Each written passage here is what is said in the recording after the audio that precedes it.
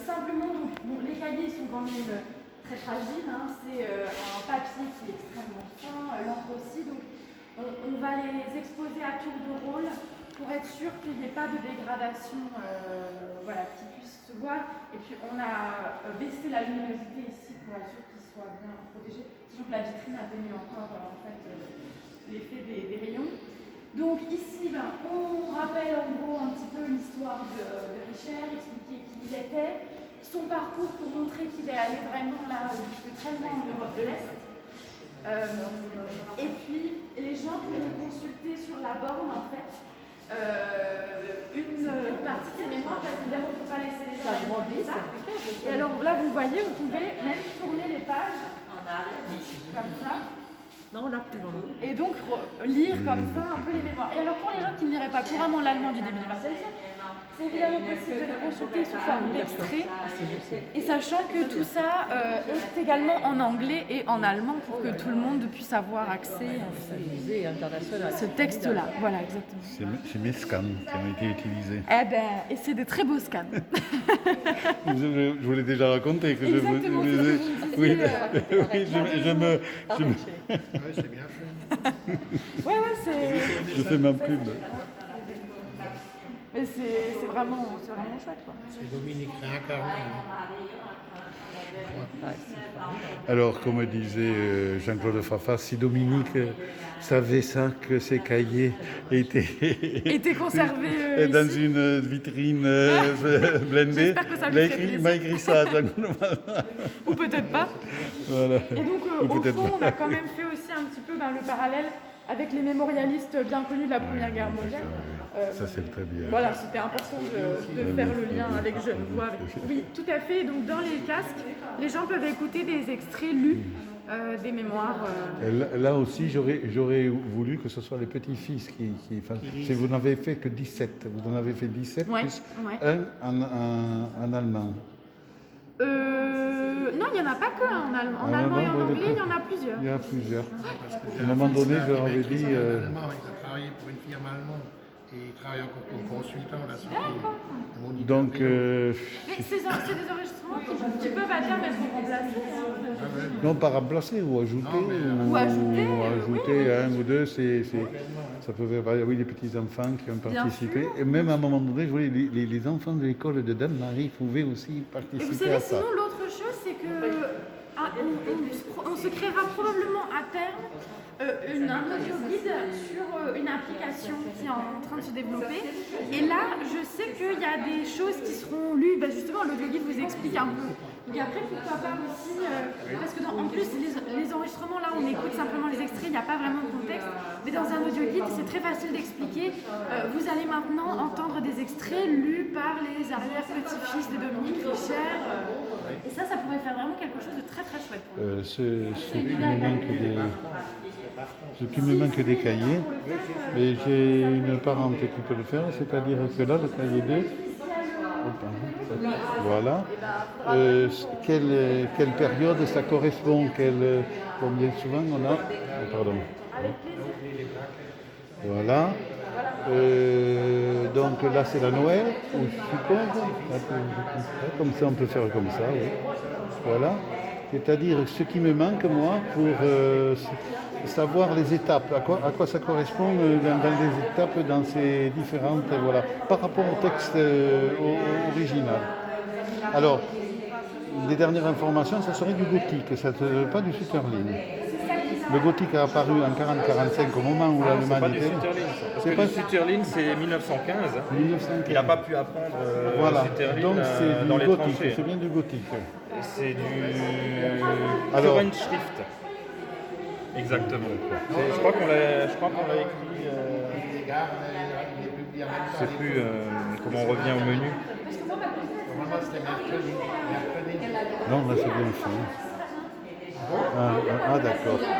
Ça, c'est moi qui ai corrigé. Ah, d'accord, c'est Parce bien. que, effectivement, j'avais relu le texte ici. J'avais vu que c'était écrit Sutherland. Je savais que le Sutherland, c'était 1915. Alors, Donc, c'était pas possible qu'il ait appris ça. Ce qui me manque, c'est avoir les téléphones du conseil scientifique. faites partie du conseil scientifique. J'ai fait partie, oui. Vous faites partie du conseil scientifique. On va voir qu'il y a un échange, parce que moi, c'est pour ça qu'il faut aussi m'apprendre. Parce que, par exemple, il y a quelqu'un qui a fait ça. Qui a fait ça? Ça veut dire qu'il y a quelqu'un qui est intéressé et qui a pu faire ça, voilà. Alors, je ne sais plus maintenant qui s'était occupé de rédiger les textes. Voilà, ici. c'est ça. C'est pas moi. Moi, j'ai fait la section suivante et j'ai fait la dernière section. D'accord. Mais j'ai relu pratiquement tous les textes. Et quand je voyais une erreur, bien sûr, je la signalais. Alors, il y a un autre document, c'est le tapuscrit de Jean-Claude Fafa que je vous ai envoyé, qui est aussi intéressant. Que si les gens veulent chercher, rechercher, ils ont le texte comme l'a tapé Jean-Claude Fafa, il l'a tapé tel quel. Les Allemands, vous trouverez le livre allemand, il y a des brancards en crochet, des crochets. Ils ont enlevé le texte pour le rendre plus lisible. Et l'autre édition que j'ai faite, c'est l'édition de Jean-Claude Fafa, telle quelle. Bon, mais je fais comme je peux. Alors s'il y a quelqu'un qui veut le reprendre, s'il y a un éditeur qui veut le reprendre, alors je suis un petit peu déçu par les éditeurs. Parce que l'édition, on fait l'édition et puis ensuite on ne les retrouve plus pour rééditer. Ça leur coûte cher à l'heure actuelle, etc. Ça, et puis bon, ça dépend sur qui vous tombez, mais il n'y a pas toujours un bon suivi et une bonne commercialisation. Voilà. Je l'ai expérimenté. Alors que finalement me rabattre sur Amazon où j'ai le monde entier qui peut me le voir, parce que vous avez des associations, des Alsaciennes du monde entier. Super, est-ce que je peux vous demander de vous faire l'explication de ces sujets spécialisés? Ah, je vous fais l'explication. Ah, je suis obligée. Ça vous permet de faire une petite pause. Donc les deux viaducs de Dannemarie ont été construits entre 1855 et 1858. C'est une ligne stratégique puisque c'est la ligne ferroviaire qui relie Paris à Mulhouse et puis à Bâle. C'est pas juste une petite ligne secondaire. D'ailleurs, aujourd'hui encore, c'est une ligne majeure en France et on a les TGV qui passent par là. Ça n'arrête pas encore à Dannemarie, j'ai pas réussi et je m'en excuse, mais je persévère. Donc il y a eu au cours de l'histoire de ces deux ouvrages-là 4 destructions, donc lors des 3 conflits franco-allemands. Donc la première 1870, lors de la retraite des troupes françaises et de leur repli vers Belfort, et si on veut, la destruction du viaduc de la Largue. Il y a 2 viaducs, il y a le viaduc de la Largue et il y a le viaduc plutôt côté vers Arkirch. Destruction qui est en fait le premier acte du siège de Belfort. C'est les Français qui ont détruit le viaduc pour empêcher les Prussiens d'arriver plus facilement vers Belfort. Donc ensuite, il y a l'annexion, le viaduc est reconstruit par les Allemands, assez rapidement d'ailleurs, puisqu'à la fin du siège, la ligne est déjà opérationnelle. Et la destruction suivante, c'est à l'issue des 2 offensives françaises sur Mulhouse, donc en août 1914. À l'issue du deuxième repli des troupes françaises, c'est également le génie militaire français qui va faire sauter du coup les 2 viaducs aussi. Donc une petite portion du côté de la Largue, l'arche principale, et du côté du viaduc vers Arkirch, 3 arches. Pourquoi les 2? Parce qu'entre-temps, il y a eu une ligne de chemin de fer qui a été créée entre Dannemarie et Fetterrouze-Bonfol en Suisse. Donc on cherche à empêcher l'utilisation de cette ligne et en isolant complètement Dannemarie du reste du réseau. Sauf que les Français se rendent compte très vite qu'ils ont fait une erreur parce qu'ils reviennent au bout de quelques semaines sur le secteur de Dannemarie. Le front va se stabiliser donc, entre Dannemarie et Arkirch. Et ils entreprennent la reconstruction du seul viaduc de la Largue, puisque après on est trop près des lignes ennemies. Et on va dire au mois de mai, donc c'est le 30 mai 1915, les Allemands ont bien entendu vu le chantier. Ils ont essayé plusieurs fois de le bombarder, et là ils font venir une batterie d'artillerie de marine qui tire avec des obus de 420 mm depuis Valheim et qui détruisent complètement le viaduc qui sera reconstruit qu'en 1919. Et la dernière destruction, c'est lors de la retraite des troupes allemandes. Donc donc c'est entre le 26 et le 27 novembre 1944.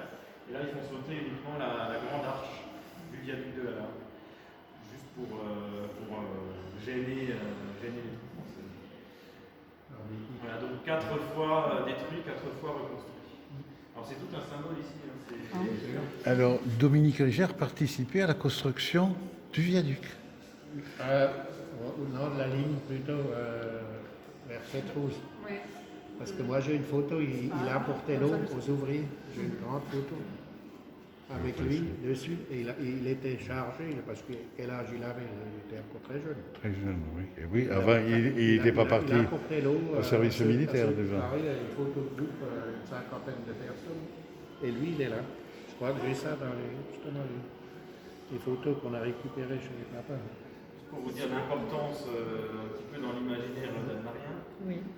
le logo de la ville complet intègre le viaduc. Je sais pas si vous avez déjà vu les versions des courriers où il y a carrément le dessin en dessous du viaduc. La paroisse s'appelle Saint-Pierre-les-Viaducs.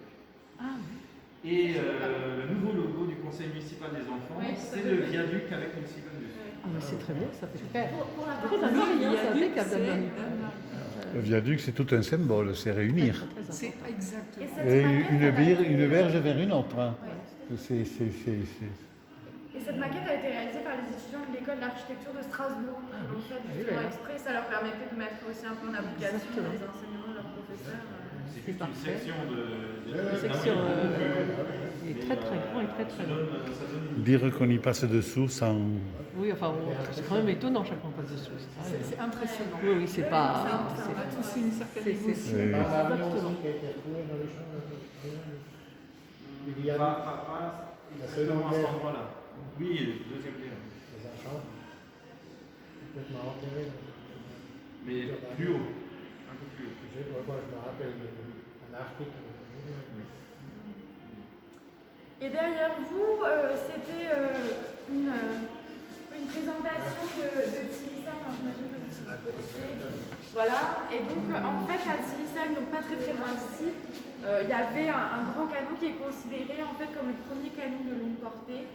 Et donc ce canon, il avait été construit en fait par les Allemands en 1915. Et son but c'était de pouvoir tirer sur Belfort. Donc il tirait très très loin. Et il a tiré quelques mois en 1916. Alors, bon, l'artillerie est évidemment moins précise à l'époque que ce qu'elle est maintenant. Je crois que sur 45 obus, il y en a à peu près 15 qui atteignent leur objectif. Mais enfin, on voit là que 15 de cette taille-là, parce qu'il est reproduit à taille réelle, hein, 15 obus de cette taille-là, bon, bah, ça fait quand même des dégâts. Et au-delà de l'aspect purement technologique, là, c'est aussi l'idée de la guerre psychologique et de dire que les populations civiles n'étaient jamais à l'abri, finalement. On avait beau ne pas être un soldat sur le front, on était sans cesse sous la menace de ces armes comme ça, très puissantes qu'on n'avait jamais vraiment vues avant. Et c'était nouveau. Exactement. C'était l'air. Donc forcément encore plus effrayant.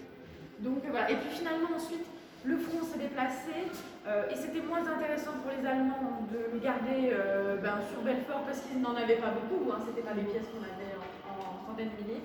Et donc le canon a été déconstruit et reconstruit ailleurs pour servir leurs intérêts. Donc ça se visite encore, hein, ce site-là, il est encore visitable et donc c'est une association qui fait vivre un peu cette histoire-là. Encore aujourd'hui. Mais ils ont vraiment